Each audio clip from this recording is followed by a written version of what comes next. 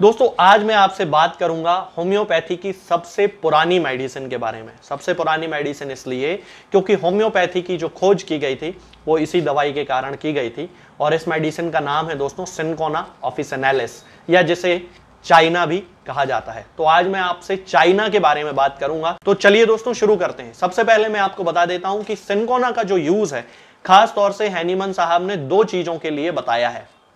और पहला है जिसमें से इंटरमिटेंट फीवर यानी कि सविराम ज्वर, हिंदी में इसे सविराम ज्वर कहा जाता है, इंग्लिश में इसे इंटरमिटेंट फीवर कहा जाता है। इसका मतलब है कि बुखार रुक रुक के आता है, 7 दिन में एक बार आ गया, 14 दिन में एक बार आ गया, इस तरह से बुखार आता है। और दूसरा जो सिम्टम है जिसके लिए हैनीमन साहब ने इसे प्रिस्क्राइब करने को कहा है वो सिम्टम है इसकी दुर्बलता यानी कि वीकनेस। तो दोस्तों सिनकोना ऑफिसिनेलिस वीकनेस में उन लोगों के लिए काम करती है जिन लोगों को वीकनेस किसी भी वाइटल फ्लूइड के एक्सेसिव डिस्चार्ज के कारण आई हो। जैसे कि मान लीजिए कोई पेशेंट है, उसको डायरिया हो रहा है, दस्त हुए, बहुत ज्यादा दस्त हुए, वोमिटिंग हो गई, बहुत ज्यादा शरीर से पानी निकल गया, पानी के साथ नमक निकल गया, जो न्यूट्रिएंट्स थे वो सारे बाहर निकल गए। अब उसको बहुत ज्यादा कमजोरी आ गई, लूज मोशन हुए, पूरा पानी शरीर के बाहर निकल गया, जो भी खाया पिया था पचा कुछ नहीं और सब बाहर। तो उसके कारण उसको वीकनेस आ गई। अब जब इस तरह की वीकनेस आ गई है तो दुनिया की कोई मेडिसिन उसके ऊपर काम नहीं करने वाली है, केवल चाइना ही उसके ऊपर काम करेगी। मतलब मैं होम्योपैथी की बात कर रहा हूं, केवल चाइना उस पे काम करेगी होम्योपैथी में। और उसको 200 पोटेंसी की 4 बूंद यदि उसकी जीभ पे रख दी जाए तो ना केवल उसके सिम्टम्स खत्म हो जाएंगे बल्कि उसकी वीकनेस भी पूरी तरह से दूर हो जाएगी। दूसरा सिम्टम लेते हैं, दूसरा एग्जाम्पल लेते हैं वीकनेस का, कि मान लीजिए कि किसी को बहुत ज्यादा सेक्सुअल मतलब इंडल्जेंस की आदत है, बहुत ज्यादा उसने मैस्टरबेशन किया है। अब मैस्टरबेशन किया है तो निश्चित तौर से उसके पूरे शरीर पे इसका इफेक्ट पड़ा होगा। अब मैस्टरबेशन के कारण उसकी फिजिकल और मेंटल दोनों तरह की वीकनेस उसके अंदर आ गई होंगी। लेकिन चूंकि डिस्चार्ज इसमें बहुत ज्यादा इंपॉर्टेंट है तो जिन लोगों को बहुत ज्यादा मैस्टरबेशन जिन्होंने किया है और मैस्टरबेशन करने के बाद बहुत ज्यादा उनके शरीर में कमजोरी है, खड़े होते भी नहीं बनता है, तो उन लोगों को चूंकि वहां पे सीमेन का डिस्चार्ज हो रहा है और होम्योपैथी में वाइटल डिस्चार्जेस के सीक्रेट होने से, डिस्चार्ज होने से जो मेडिसिन है वो चाइना है, तो आपको उस पेशेंट को चाइना 200 का एक डोज 8 दिन में जरूर देना है। अब बाकी उसकी सिम्टोमेटिक मेडिसिन कुछ भी चलती रहे, लेकिन चूंकि वहां पे सेमाइनल डिस्चार्ज की शिकायत है और सेमाइनल डिस्चार्ज, अब वो चाहे उसने हाथ से किया हो मैस्टरबेशन करके, या उसको नाइट फॉल हो गया हो, या फिर उसने बहुत ज्यादा सेक्सुअल इंडल्जेंस किसी के साथ किया हो, तो फिर इन सारी कंडीशंस में डिस्चार्ज तो सीमेन का हुआ है और उसके कारण उसको वीकनेस आई है। तो उसकी ओवरऑल वीकनेस को दूर करने के लिए चाइना 200 4 बूंद हफ्ते में एक बार उसको जरूर देना है। इसके अलावा दोस्तों चाइना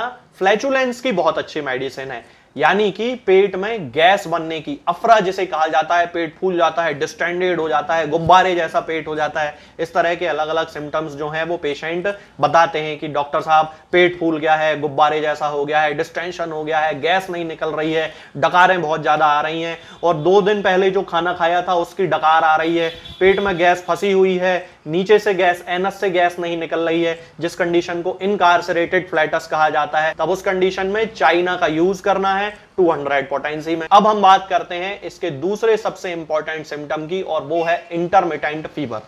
दोस्तों चाइना का जो यूज है वो होम्योपैथी में मलेरिया फीवर के लिए किया जाता है। तो चाइना का एक बहुत ही खास सिम्टम है और यदि वो मिलेगा तो ही चाइना काम करेगी, नहीं तो नहीं करेगी, और वो है प्यास। तो यदि ये सिम्टम है कि पेशेंट को ठंड लगना शुरू होने के कुछ समय पहले, 1 घंटा आधे घंटा इस तरह उसको प्यास लगना स्टार्ट हो गई, और जैसे जैसे ठंड का टाइम आता गया वैसे वैसे उसकी प्यास कम होती चली गई, यानी कि ठंड लगने के पहले प्यास लगना और पसीना आने के बाद में प्यास लगना, यदि ये सिम्टम है मलेरिया में किसी भी पेशेंट को, तो फिर चाइना उसके ऊपर काम करेगी, नहीं तो फिर चाइना उसके ऊपर काम नहीं करेगी। तो दोस्तों यही सारे जो चाइना के खास सिम्टम होते हैं, यानी कि सिनकोना ऑफिसिनेलिस के खास सिम्टम होते हैं, जो पेशेंट में देखने के बाद ही यदि ये पेशेंट में सिम्टम मिल रहे हैं तो फिर उस पेशेंट को सिनकोना ऑफिसिनेलिस या चाइना जिसे कहा जाता है वो मेडिसिन दे देनी चाहिए। कंपनी आप कोई सी भी ले सकते हैं, WSI, रैगबैग या फिर SBL, तीनों में से कोई सी भी कंपनी ले सकते हैं। डोज मैं आपको बताता ही चला गया हूं। आज के लिए फिलहाल इतना ही। आगे के वीडियोस में मैं आपसे बात करूंगा कुछ नई बीमारियों के बारे में और उनकी होम्योपैथिक दवाओं के बारे में।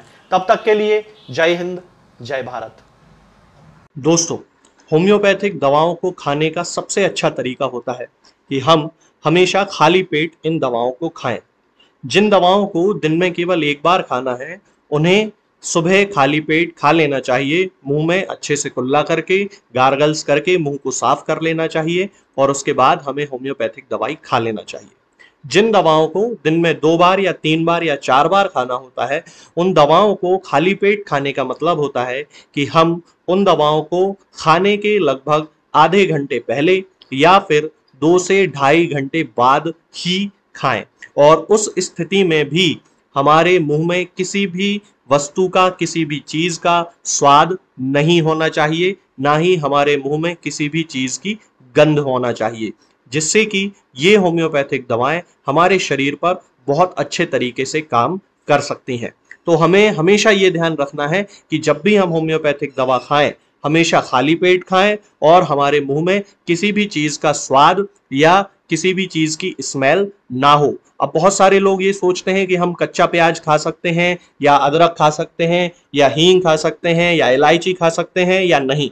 बिल्कुल, आप इन चीज़ों का इस्तेमाल कर सकते हैं। होम्योपैथिक दवाओं को खाते समय आप इन सभी चीज़ों को बड़ी आसानी से खा सकते हैं। बस याद ये रखना है कि जब भी आप होम्योपैथिक दवा खाएं, इनमें से किसी भी वस्तु का, किसी भी चीज़ का स्वाद आपके मुंह में ना हो। यानी कि जब भी आप इन्हें खाएं तो इनके खाने से या तो आधे घंटे पहले होम्योपैथिक दवा खा लें या फिर इन्हें खाने के 2-2.5 घंटे बाद, जब कि आपने मुंह में अच्छे से कुल्ला कर लिया हो, अच्छे से गार्गल्स कर लिए हो, तब इन होम्योपैथिक दवाओं को खाएं। तो आपको हमेशा होम्योपैथी के सबसे अच्छे रिजल्ट देखने को मिलेंगे। लोग गलती यही कर देते हैं कि वो प्याज खाना छोड़ देते हैं, कच्चा प्याज, लहसुन, अदरक, हींग सब खाना छोड़ देते हैं, लेकिन फिर भी उनको मुंह में सफाई ना होने के कारण होम्योपैथिक दवाओं का अच्छा रिजल्ट देखने को नहीं मिलता है। ये होम्योपैथिक दवाएं आपको किसी भी ऑनलाइन फार्मेसी पर या आपके घर के नजदीक किसी भी होम्योपैथिक मेडिकल स्टोर पर बड़ी ही आसानी से उपलब्ध हो जाएंगी। ये दवाएं हर होम्योपैथिक फार्मेसी पे उपलब्ध होती हैं,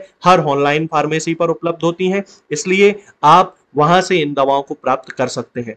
निरामय होम्योपैथी क्लिनिक से ना ही किसी मरीज को कोई दवा बेची जाती है और ना ही कोई दवा भेजी जाती है। इसलिए अपने नजदीकी होम्योपैथिक मेडिकल स्टोर या ऑनलाइन फार्मेसी से ही इन दवाओं को प्राप्त करें।